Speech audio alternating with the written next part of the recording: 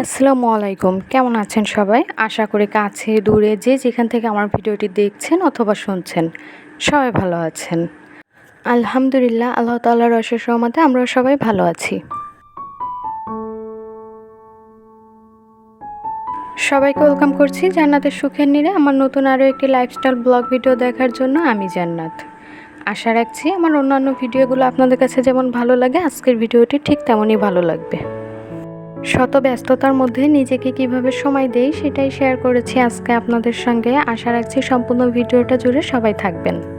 মাঝে মাঝে সকালবেলার সময়টা আমার খুবই ব্যস্ততার মধ্যে দিয়ে কাটে, তো আজকের দিনটিও তার মধ্যে একদিন ছিল।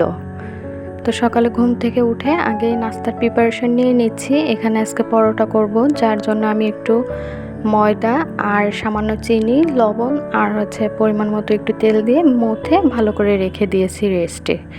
তারপরে দুপুরে রান্নাটা আজকে সকালেই রান্না করে নিব, যার জন্য এখানে মাছ মশলা আমি বের করে রেখেছি আর এই পাশে এসে তরকারি কেটে নিচ্ছি। এখন প্রায় 7টার মতো বাজে। এখানে যে সবজিটি দেখছেন এটা শীতকালীন সবজির ভিতরে একটি নতুন সবজি, হলো আমার একদম অপছন্দের একটি খাবার, যেটা আমি কখনোই খাই না। আর আমার সংসার জীবনটা অনেক দিনের, তো বললে বিশ্বাস করবেন কিনা জানি না, আমার এই সংসার জীবনে এই সবজিটা মাত্র আজকে দিয়ে 2 দিন আনা হয়েছে। এর আগে যেদিন এনেছিল সেদিনই ওর বাবাকে নিষেধ করে দিয়েছিলাম, আর কখনো আনিনি। আর এই যে গতকালকে নিয়ে এসেছে, বলল নতুন সবজি একবার হলেও খেয়ে দেখবে।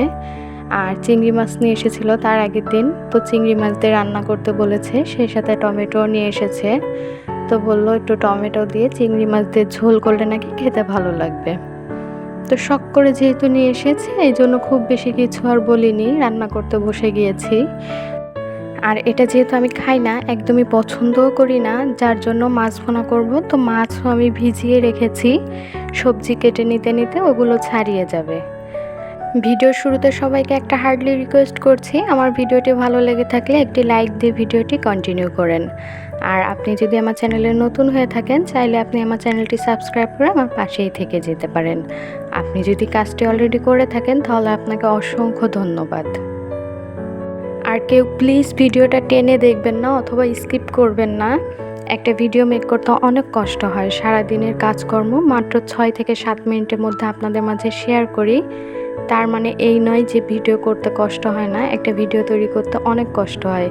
কাইন্ডলি সবাই একটু ভিডিওটা সম্পূর্ণ দেখবেন। তো এখানে আমি এখন নাস্তাটা রেডি করে নিচ্ছি, সম্পূর্ণ বানানোর মতো হাতে সময় আমার নেই।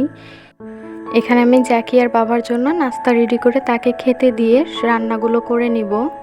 আজকে যেহেতু দুপুরে রান্নার ঝামেলা থাকবে না, এজন্য দুপুরের পর কিন্তু আমার হাতে বেশ অনেকটা সময় থাকবে। তো তার আগে সকালের সময়টাই খুবই ব্যস্ততার মধ্যে দিয়ে কাটছে, মেয়েকে নিয়ে আবার স্কুলে যেতে হবে। আমাকে সব কাজ 9টা 15-এর ভিতর কমপ্লিট করতে হবে, কারণ ওর স্কুল হচ্ছে 10টার দিকে। তো তারপরে ওকে রেডি করা, খাওয়ানো, সব কিছু মিলে ভীষণ একটা টেনশনের ভিতর ছিলাম। তার উপর আবার ভিডিও মেক করছি। এমনি কাজ করলে কিন্তু খুব দ্রুত কাজ করে নেওয়া যায়, তবে ভিডিও করতে গেলে কিন্তু একটা কাজ যেখানে 1 মিনিটে করা যায় সেখানে 3 মিনিট 4 মিনিট লেগে যায়। ওর বাবাকে নাস্তায় পরোটা আর লাল চা করে দিয়েছি, সেই সাথে গতকালের মুরগি রান্না করেছিলাম, মুরগির মাংস, সেগুলোই কিছুটা ছিল, সেটা গরম করে তাকে দিয়ে দিয়েছি।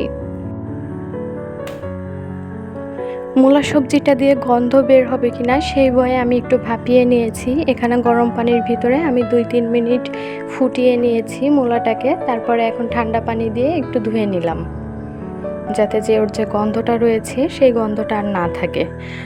আর এখানে আমি মাছ ভুনা করব, যার জন্য বেশ অনেকগুলো পেঁয়াজ দিয়েছি, প্রায় 7 থেকে 8টা পেঁয়াজ কুচি করে আমি একটু মশলা দিয়ে একবারে ভেজে নিয়েছি। আর এখন মাছগুলোকে কষিয়ে তারপরে ভুনা করব। এটা একটা সাগরের মাছ ছিল, এই মাছগুলো খেতে কিন্তু ভীষণ ভালো লাগে, কেমন যেন একটা ইলিশ মাছের ঘ্রাণ বের হয়, আর কাঁটাগুলো খুবই কম থাকে। আর এইদিকে কিন্তু আমার এই তরকারিটাও রান্না হয়ে গিয়েছে প্রায়। এখন আমি টমেটোগুলো দিয়ে দিলাম, আর এই তরকারিতে আমি একদমই ঝোল রাখবো না। অলরেডি কিন্তু 8টা 50 বেজে গিয়েছে, আমি খুব তাড়াহুড়োর মধ্যে ছিলাম। তো এ পর্যন্তই সকালের ভিডিওর ক্লিপ নিয়েছিলাম, এরপরে আর কোনো ক্লিপ নেওয়া হয়নি। এখন মা আমি স্কুলের জন্য বের হয়ে গিয়েছি। স্কুল থেকে ফিরে এসে সকালে চা খাওয়া হয়নি আমার, সেই সঙ্গে নাস্তাটাও করা হয়নি। তো এখন নাস্তা করে নিব আমি, আর সেই সাথে মেয়েকেও হালকা কিছু খাবার করে দিব। তো চা যেহেতু খাইনি, আমার তো একবার চা না হলে চলেই না। তো এখন আর চা না বানিয়ে শর্টকাটে একটু কফি বানিয়ে নিলাম চিনি ছাড়া। এটা খেলেও কিন্তু বেশ ভালো লাগবে। আর এই যে এখন আরাম করে বসে সকালের নাস্তাটা করে নিচ্ছি। একটু দেরি হচ্ছে জানি, তো খুব একেবারে খালি পেটে যে বের হয়েছি বাসার থেকে তা কিন্তু নয়। সামান্য কিছু চিড়া ধুয়ে খেয়ে গিয়েছিলাম যাতে একদম খালি পেটে বের না হওয়া লাগে। আর বাসায় এসে আমি আমার পরোটাটা ভেজে একটা ডিম পোস্ট করে নিয়েছি। এখানে কুসুমটাকে কিন্তু আমি একদমই নরম রাখিনি, মিডিয়াম নরম রেখেছিলাম, কারণ একদম নরম রাখলে না আমি খেতে পারি না, খুবই কাঁচা গন্ধ লাগে আমার কাছে। তো এখানে বেলকনিতে বসে বসে নিজের মতো করে খাচ্ছিলাম আর এখন সময়টা উপভোগ করছিলাম। কারণ সকালবেলার ব্যস্ততা কাটলেও এখন কিন্তু আমার একদমই কাজের কোনো চাপ নেই। তো আমি ঠিক এভাবেই যেদিন আমার খুবই ব্যস্ততা থাকে, তাড়াহুড়ার ভিতর থাকি, সেদিন আমি রান্না বাড়া যাবতীয় কাজ সকালের মধ্যেই করে নেওয়ার চেষ্টা করি। আর তারপরে যতটা সময় থাকে সম্পূর্ণ সময়টা আমি নিজেকে দিতে পারি বিকালের আগ পর্যন্ত। দুপুরে গোসল নামাজ কালাম করে খাওয়া দাওয়ার পরেও কিন্তু বেশ অনেকটা সময় থাকে, আর টাইম টু টাইম তখন কিন্তু কাজ করে নেওয়া যায়। আমাদের গৃহিণীদের সবথেকে গুরুত্বপূর্ণ কাজ হচ্ছে রান্না বাড়ার কাজ, সেটা সকালের নাস্তা হোক, দুপুরের রান্না হোক, অথবা রাতের খাবার রেডি করা। তো এই কাজগুলো করা হয়ে গেলে কিন্তু আর কোনো ঝামেলা থাকে না। তারপর থেকে কিন্তু বেশ অনেকটা সময় নিজেকে দেওয়া যায়। গতকালকের ভিডিওতে একজন কমেন্ট করেছিল আমার ড্রেসিং টেবিলটা একটু কাছ থেকে দেখানোর জন্য, তো আজকের ভিডিওর এই অংশটা তাকে উদ্দেশ্য করেই করেছি। আমার গ্লাসের সাইডটা দেখাতে পারলাম না, তবে বাকি যে অংশগুলো আছে ওগুলো কিন্তু আমি সব একটু একটু করে দেখিয়ে দিলাম। আশা করি সে ডিজাইনটা খুব ভালো করে বুঝতে পারছে।